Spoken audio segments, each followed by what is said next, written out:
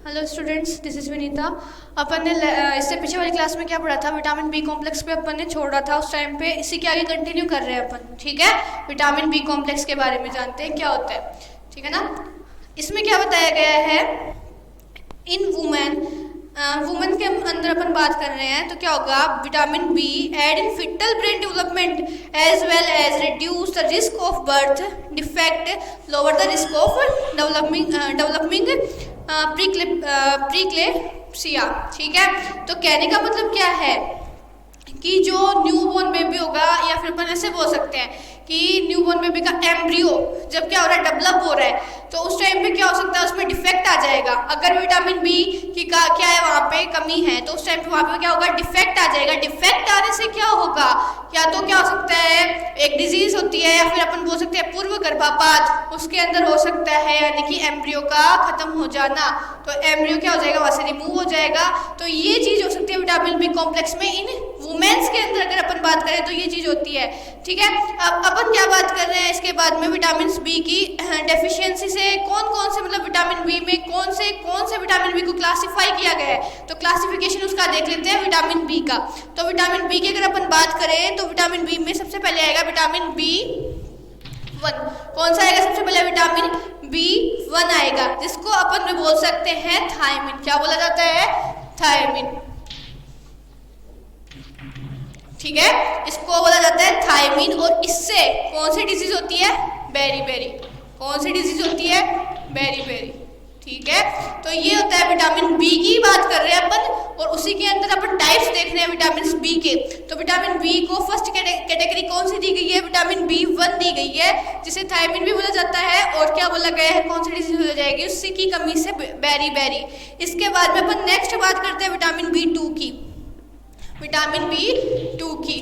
तो इसको क्या बोला जाता है, इसको बोला जाता है राइबोफ्लेविन। क्या बोला जाता है, राइबोफ्लेविन, क्लियर है, राइबोफ्लेविन बोला जाता है। और अगर ह्यूमन में इसकी कमी हुई है तो इससे कौन सी डिजीज होगी, इससे डिजीज होगी चिलोसिस। कौन सी डिजीज होगी, चिलोसिस, ठीक है। हो गई विटामिन बी टू तक की बात। इसके बारे में अपन बात करते हैं विटामिन बी थ्री की। क्या बात करें, विटामिन बी थ्री की, जिसे क्या नाम दिया गया है, नियासिन। क्या बोला जाता है इसे, नियासिन भी बोला जाता है। और इसकी कमी से कौन सी डिजीज होगी, पेलोग्रा। कौन सी डिजीज होगी, पेलोग्रा। फिर अपन बात करें विटामिन बी फाइव की। थ्री के बाद में कौन सा आएगी, कौन सी क्लास आएगी, विटामिन बी फाइव आएगी। और इसे अपन कौन सी क्या बोलते हैं, इसे बोलते हैं पैंथोथेनिक एसिड। इसे क्या बोला जाता है, पैंथोथेनिक एसिड इसे बोला जाता है। किसे बोला जाता है, विटामिन बी फाइव को। और इसकी कमी से कौन सी डिजीज हो जाएगी, डर्मेटाइटिस, ठीक है। विटामिन बी फाइव तक की बात कर चुके हैं। इसके बाद में विटामिन बी की कौन सी क्लास आएगी, विटामिन बी सिक्स आएगी, ठीक है। कौन सी क्लास आएगी, विटामिन बी सिक्स आएगी। और विटामिन बी सिक्स को अपन क्या बोल सकते हैं, पायरिडॉक्सिन। क्या बोला जाता है, पायरिडॉक्सिन।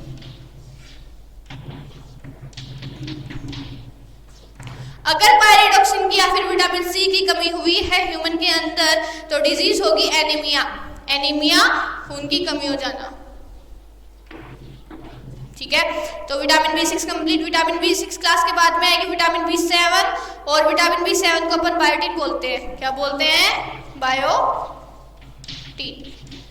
और बायोटीन की कमी से, अगर बायोटीन की कमी हुई है बॉडी के अंदर तो बायोटीन की कमी से इसमें हो जाएगी पैरेंथेसिस। पैरेंथेसिस इसकी डिजीज है, वो इसके अंदर होगी, ठीक है ना।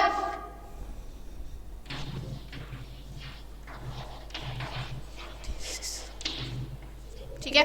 इसके बाद अपन बात करते हैं अगली क्लास की। अगली क्लास आएगी विटामिन बी नाइन, ठीक है, विटामिन बी नाइन, जिसे बोला जाता है फोलिक एसिड। क्या बोला जाता है, फोलिक एसिड भी बोला जाता है। और अगर फोलिक एसिड की कमी हुई है तो वही डिजीज, सेम डिजीज कौन सी हो जाएगी, एनीमिया। एनीमिया डिजीज हो जाएगी। इसके बाद अपन बात करते हैं विटामिन बी 12 की, ठीक है। लास्ट विटामिन है बी का। तो विटामिन B12 की क्लास की बात अगर अपन कर रहे हैं यहाँ पे, तो इसे बोला जाता है कोबालामाइन। क्या बोला जाता है? कोबालामाइन।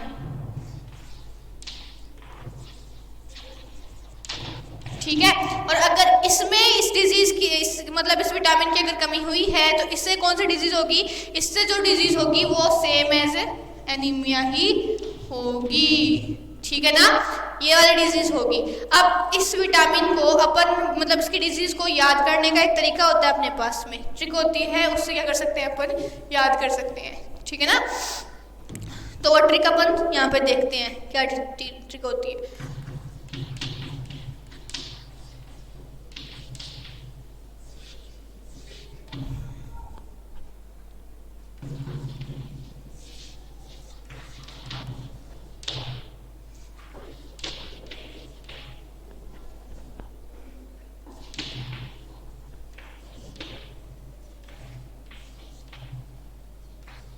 ठीक है, ये ट्रिक है। इसके अंदर देखो क्या होता है। सबसे पहले बी मतलब बैरी बैरी।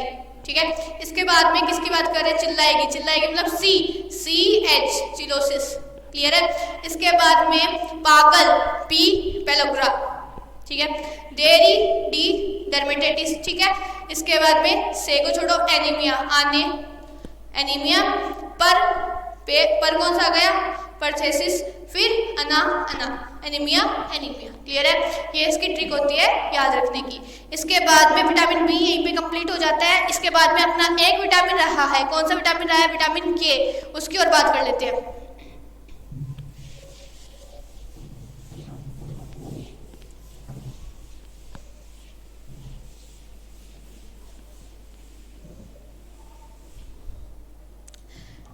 विटामिन के की बात करते हैं तो विटामिन के में क्या है? सबसे पहले विटामिन के।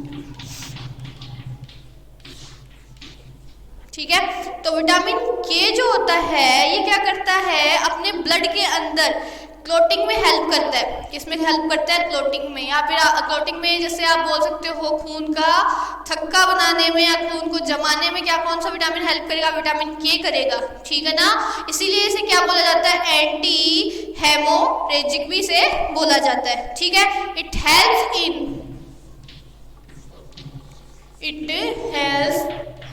इन clotting blood in our body.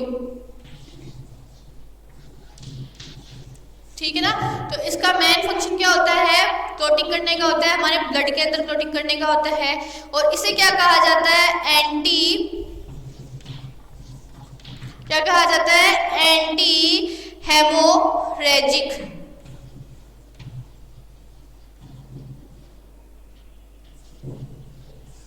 Haemorrhagic भी कहा जाता है।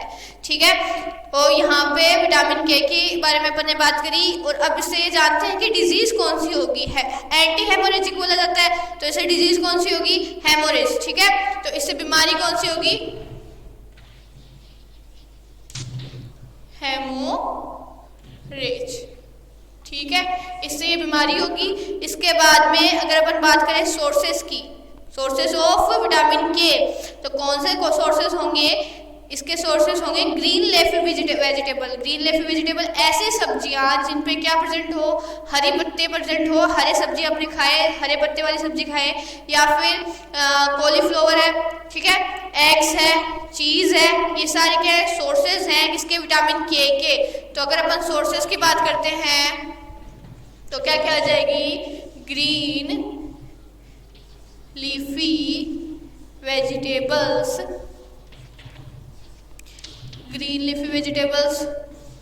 कॉलीफ्लावर। ठीक है, कॉलीफ्लावर। फिर अपन बात करें चीज की। ठीक है, चीज और एग्स, ये सारे क्या आएंगे? इसी के अंदर आएंगे, सोर्सेज ऑफ विटामिन के में आएंगे। तो इसी के साथ में विटामिन के साथ में अपना विटामिन का टॉपिक कंप्लीट होता है। जो न्यूट्रिशन का अपनी 5th क्लास कंप्लीट हो चुकी है। अपन last and 6th final class की बात कर रहे हैं वाटर की। वाटर कितना एसेंशियल है अपनी बॉडी के लिए, वो देख लेते हैं।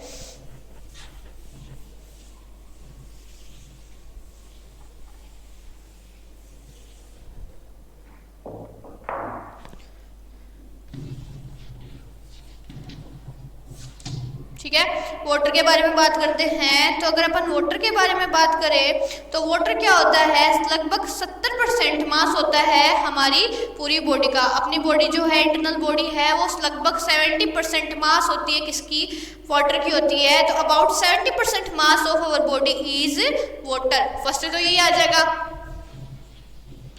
About 70% mass of body, about 70% mass of body is water।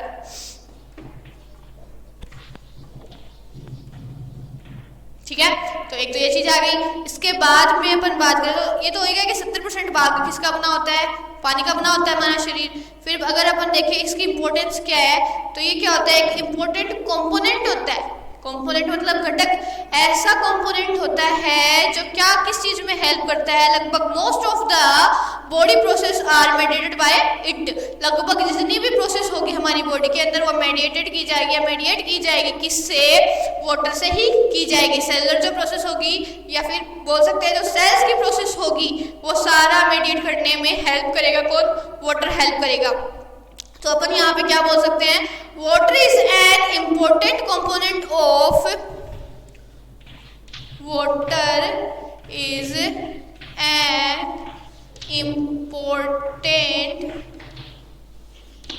Component, water is an important component of body cells. ठीक है, तो क्या होता है, हमारे बॉडी सेल्स का इंपॉर्टेंट कंपोनेंट होता है क्या, वाटर। और क्या करता है, most of the body process are mediated by it. जितनी भी क्या होगी, most of the process of our body, most of the process of our body are mediated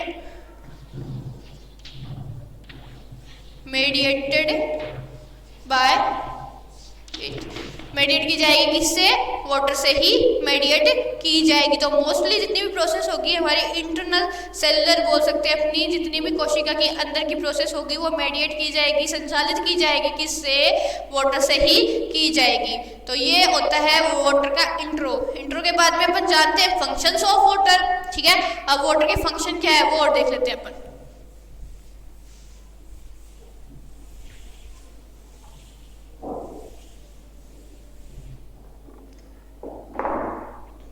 functions of,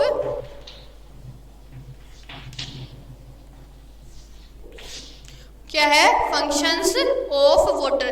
तो फंक्शंस ऑफ वाटर में इसका फर्स्ट जो function है वो क्या आएगा, फर्स्ट फंक्शन आएगा, water helps in absorption of nutrition from food. जितने भी हमारे फूड में अपन फूड लेते हैं उसमें जितने भी न्यूट्रिएंट्स होते हैं, ठीक है, तो न्यूट्रिएंट्स जितने भी होंगे उसको एब्जॉर्ब करने में, उसको सोखने में काम कौन करेगा, वाटर करेगा, अपनी हेल्प करेगा उसको सोखने में। तो फर्स्ट जो इसका फंक्शन होगा वो यही होगा कि water helps in absorption of nutrients from food. Water helps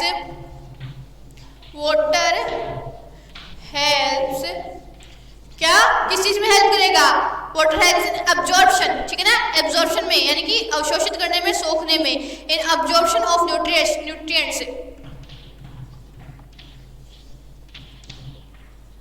absorption, water helps in absorption of nutrients, किसके एब्जॉर्प्शन में, ऑफ न्यूट्रिएंट्स, ठीक है ना। न्यूट्रिएंट्स क्या होते हैं, न्यूट्रिशन से मिलने वाले जो लवण होते हैं, पोषक तत्व होते हैं, उन्हीं को क्या कहा जाता है, न्यूट्रिएंट्स बोला जाता है। ठीक है, तो एब्जॉर्प्शन, उनके एब्जॉर्प्शन करने में क्या करेगा, हेल्प करेगा, किससे, फूड से मिल रहा है न्यूट्रिएंट्स, तो उसी की हेल्प करेगा, उसी को अवशोषित करने में हेल्प करेगा। तो first function is it is, ठीक है, ये हो गया फर्स्ट फंक्शन इसका।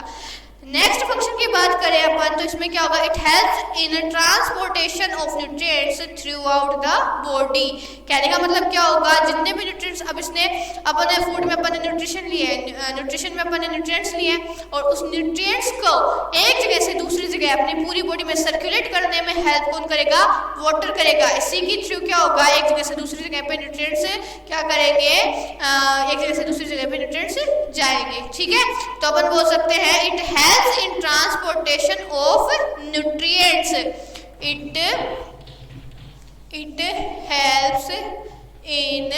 इट हेल्प्स इन किसकी हेल्प, किस चीज की हेल्प में करेगा, इन ट्रांसपोर्टेशन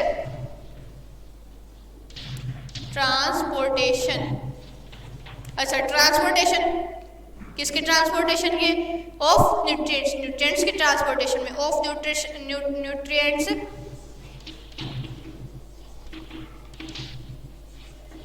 ठीक है, ट्रांसपोर्टेशन में करेगा और न्यूट्रिएंट्स का ट्रांसपोर्टेशन में करेगा थ्रू आउट द बॉडी। किसके अंदर करेगा, बॉडी के अंदर।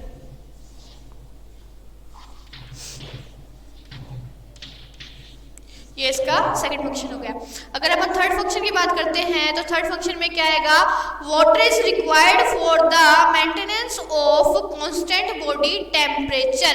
तो वाटर की जरूरत हमें क्यों है, एक अपने को न्यूट्रिशन अब्जॉर्ब कर रहा है, ठीक है, ट्रांसपोर्ट कर रहा है, ये भी ठीक है, लेकिन थर्ड अपन क्यों ले रहे हैं, थर्ड अपन इसलिए ले रहे हैं, क्या क्यों ले रहे हैं थर्ड, इसलिए ले रहे हैं अपनी बॉडी टेम्परेचर को क्या करे, एकदम से कांस्टेंट रखे। ठीक है ना, कांस्टेंट रखेगा अपने बॉडी टेम्परेचर को, इसलिए अपन क्या कर रहे हैं, वाटर की हमें रिक्वायरमेंट है, तो अपन बोल सकते हैं water is required for the, क्या है, water is required for the maintenance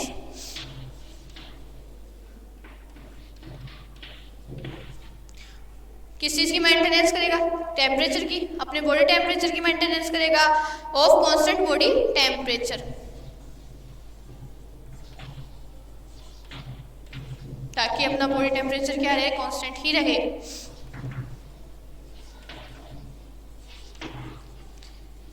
इसका थर्ड पॉइंट है। ठीक है, इसके बाद में अपन फोर्थ पॉइंट और देख लेते हैं, excretion of waste in the form of sweat and urine require waste. ये भी जरूरी है। ठीक है, तो अपनी बॉडी से जो एक्सक्रिएशन होता है, उत्सर्जन होता है किसका, वेस्ट का। ठीक है, वेस्ट मटेरियल का, जैसे यूरिन है, ठीक है, एक कौन सा है, स्वेट है, पसीना है। ठीक है, इसको जो अपन क्या करते हैं, उत्सर्जित करने में भी अपनी हेल्प कौन करेगा, इसको उत्सर्जित करने में अपनी हेल्प कौन करेगा, वाटर ही करेगा। ठीक है ना, इसका लास्ट एंड फाइनल पॉइंट ये होगा कि जो अपना वेस्ट मटेरियल है, जैसे यूरिन हो गया, ठीक है, या फिर स्वेट हो गया, उस किस फॉर्म में निकालेगा, उसको वाटर की फॉर्म में अपन बोल सकते हैं निकालेगा। ठीक है, तो लास्ट पॉइंट है इसका फंक्शन ऑफ वाटर में, लास्ट पॉइंट है excretion of waste in the form,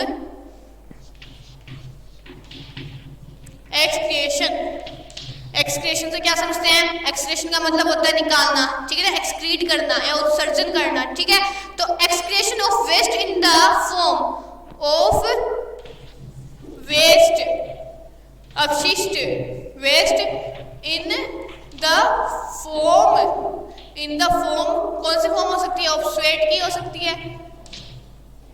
ठीक है ना, स्वेट मतलब पसीना हो सकता है। ठीक है ना, है ना, फिर इसके बाद में sweat and urine require, and urine require,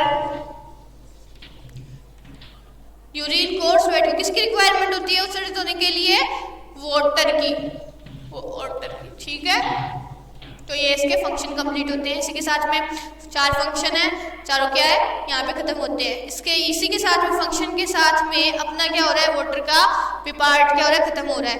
हाँ, चलो लास्ट इसका पार्ट अपन देख लेते हैं। वैसे क्लासेस सारी कंप्लीट हो चुकी है, जो अपनी 6 क्लासेस थी, कार्बोहाइड्रेट, फैट, मिनरल्स, विटामिन्स और ये कौन सा वाटर वगैरह, ये सारे अपने क्या हो चुके हैं, कंप्लीट हो चुके हैं। इसके बाद में अपना इस चैप्टर का या फिर इस पार्ट का लास्ट टॉपिक है, न्यूट्रिशन पार्ट का क्या है, लास्ट टॉपिक है कौन सा, डाइटरी फाइबर्स। ठीक है, रफेज भी बोल सकते हैं इसको, तो वो और देख लेते हैं क्या है।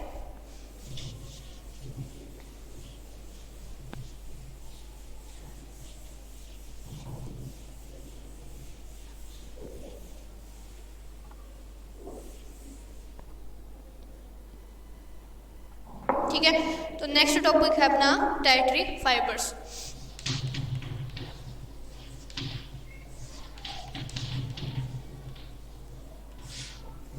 या फिर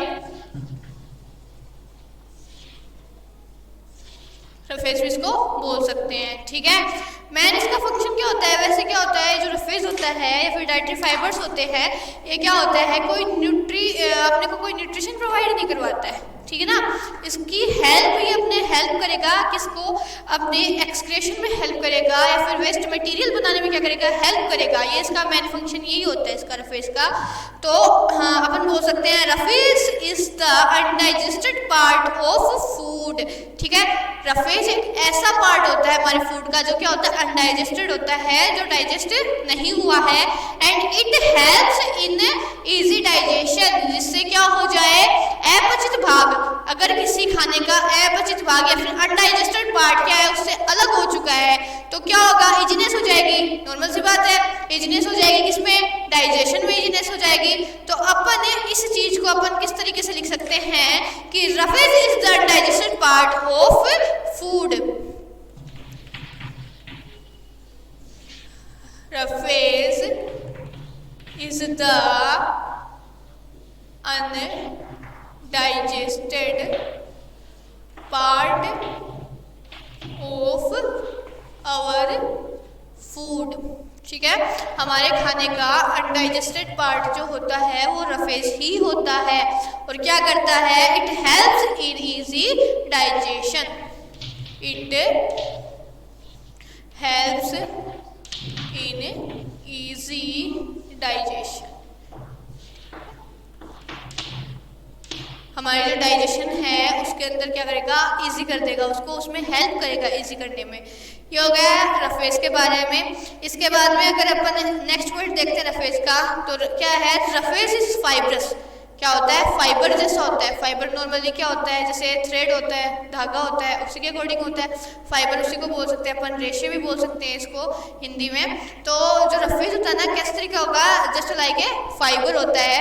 तो ये बोल रहा है रफेज इज फाइब्रस इनडाइजेस्टिबल, ठीक है। अभी बात की अपन अनडाइजेस्टेड फूड है तो इनडाइजेस्टिबल ही होगा।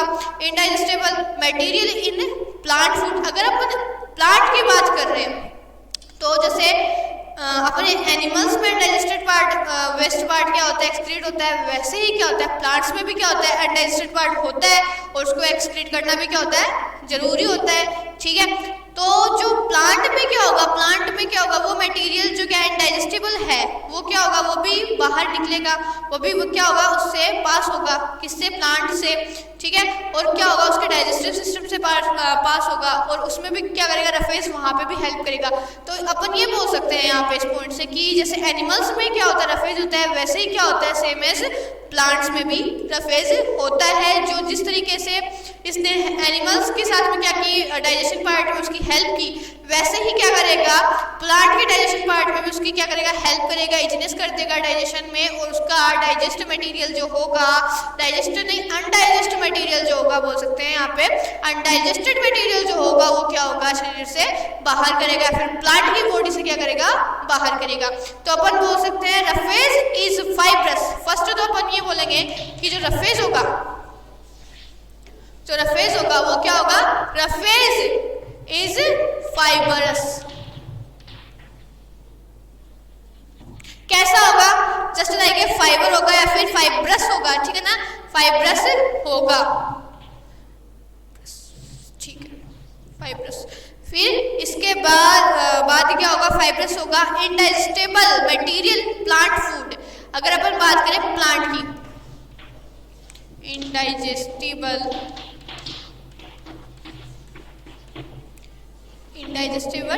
प्लांट फूड, किसमें, प्लांट में, इनडाइजेस्टेबल फूड, ठीक है।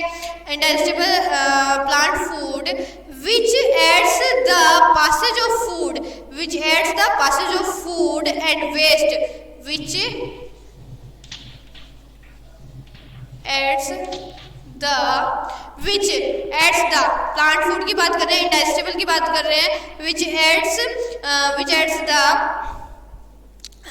the passage of food and waste।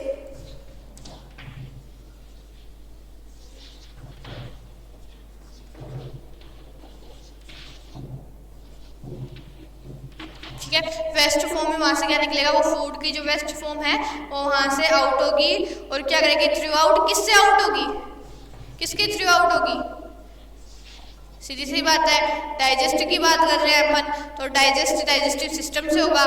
तो जो वेस्ट मटेरियल है वो किसके थ्रू बाहर निकलेगा, डाइजेस्टिव सिस्टम के थ्रू आउट हो जाएगा।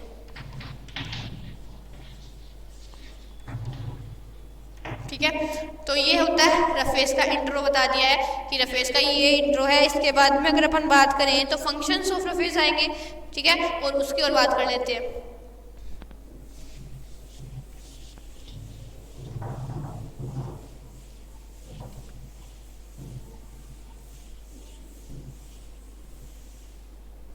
ठीक है, तो अगर अपन बात करें functions of roughage,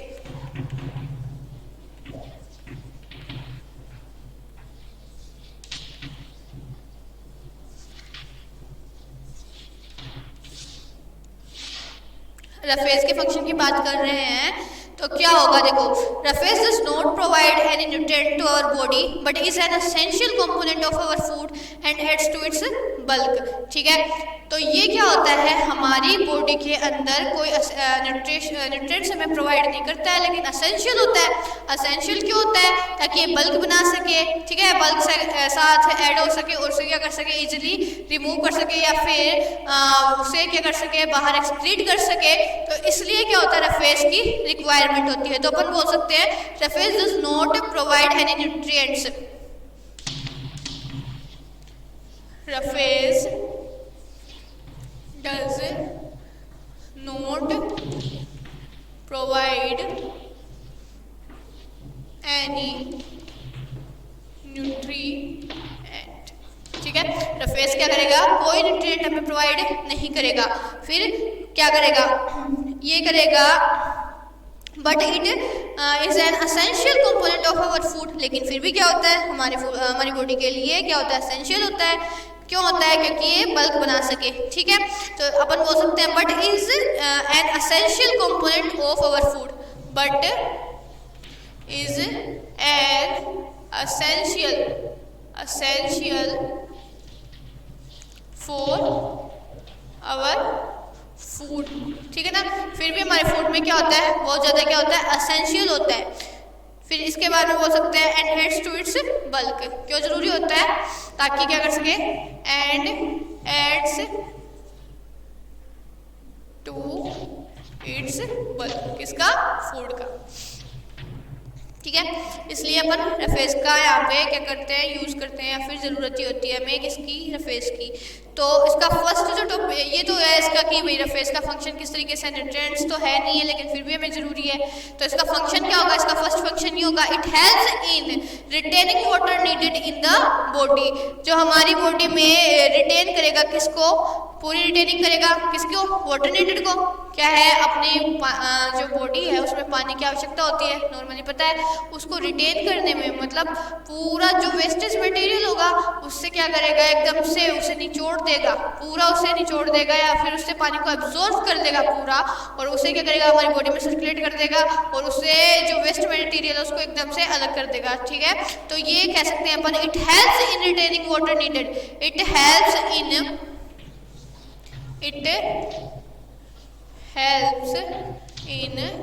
water retaining. ठीक है, it helps in water retaining. क्यों रिटेनिंग क्या चाहिए, वाटर की रिटेनिंग करेगा, क्यों, needed in the body. Water retaining की है उसने, क्यों की है उसने, ताकि हमारी बॉडी में क्या हो सके, उसकी नीड कंप्लीट हो सके, ताकि क्या हो सके,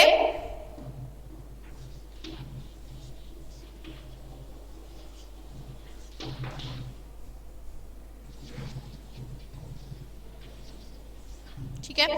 फिर इसके बाद में अगर अपन बात करें तो अपन बोल सकते हैं it aids bulk to our food and help in the proper functioning of digestive system. ये क्या करेगा, बल्क बनाने में काम करेगा, और अपना जो भी डाइजेस्टिव सिस्टम के जो फंक्शन होंगे उसको क्या करेगा, मैनेजमेंट करने में, और ये देखेगा कि वो ढंग से प्रॉपर वे में काम कर रहे हैं ना, वो चीज़ चेक करता रहेगा, कौन, रफेज काम करेगा। तो it aids bulk to our food,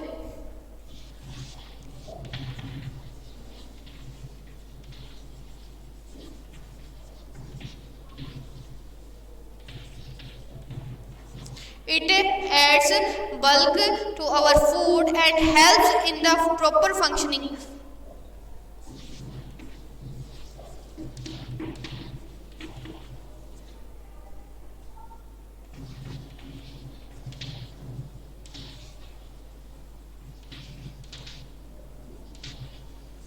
ठीक है, किस में करेगा? प्रॉपर फंक्शनिंग में काम करेगा। ठीक है, ऑफ द डाइजेस्टिव सिस्टम। किसके अंदर करेगा proper functioning? Of the digestive system.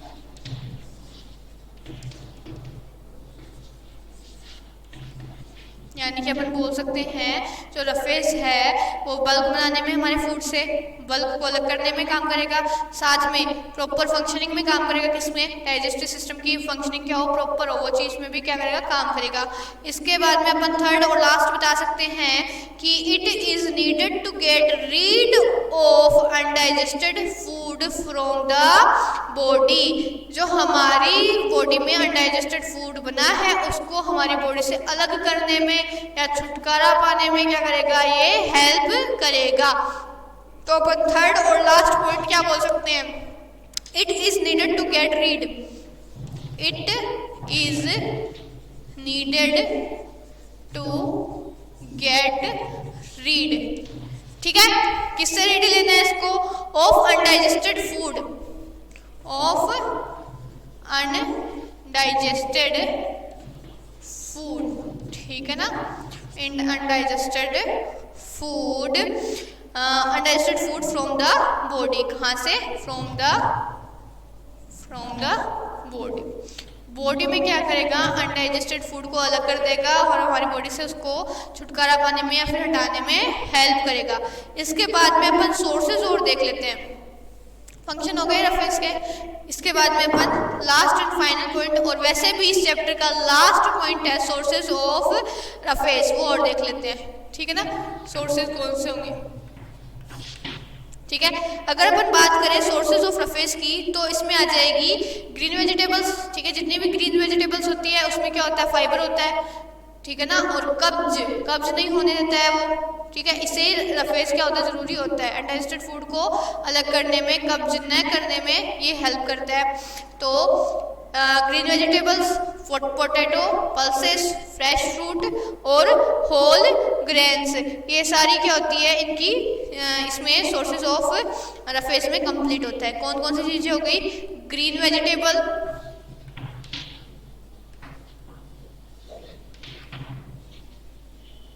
ठीक है, ग्रीन वेजिटेबल हो गई। ग्रीन वेजिटेबल के बाद में क्या चीज आ गई? Potato, potato pulses, potato pulses, ठीक है ना, फ्रेश फ्रूट्स और क्या गए? Whole grains. ये क्या है? Sources of roughage. क्या क्या है? ग्रीन वेजिटेबल जरूरत होती है, पोटैटो की रिक्वायरमेंट होती है, पल्सेस की रिक्वायरमेंट होती है। किसके लिए? रफेज को लेने के लिए हमारी बॉडी के अंदर। और क्या चीज है? फ्रेश फ्रूट्स की रिक्वायरमेंट होती है। लास्ट होल ग्रेन, जितने भी अनाज होते हैं उससे हमें क्या मिलता है? रफेज मिलता है, फाइबर मिलता है, जिससे क्या होता है? हमारी बॉडी के अंदर पानी की, मतलब जो भी पानी की कमी, हाँ, एक रफेज क्या होता है? पानी की कमी भी नहीं होने देता है। तो वही चीज अपनी बड़ी नीडेड ऑफ वाटर रिटेन करने में काम करेगा, तो वो चीज भी नहीं होने देगा। और जितना भी मतलब क्या है अनडाइजेस्टेड मटेरियल है उसको रिमूव करने में इजीली अपने क्या करेगा? हेल्प करेगा, हमारे डाइजेस्टिव सिस्टम को साफ करेगा। और इसीलिए हमें क्या होती है? इसकी अच्छे से रिक्वायरमेंट होती है रफेज की। तो आज का टॉपिक यही कंप्लीट होता है। नेक्स्ट अपना टॉपिक आएगा माइक्रो ऑर्गेनिज्म, अपन उसकी बात करेंगे नेक्स्ट क्लास के अंदर। ठीक है, थैंक यू।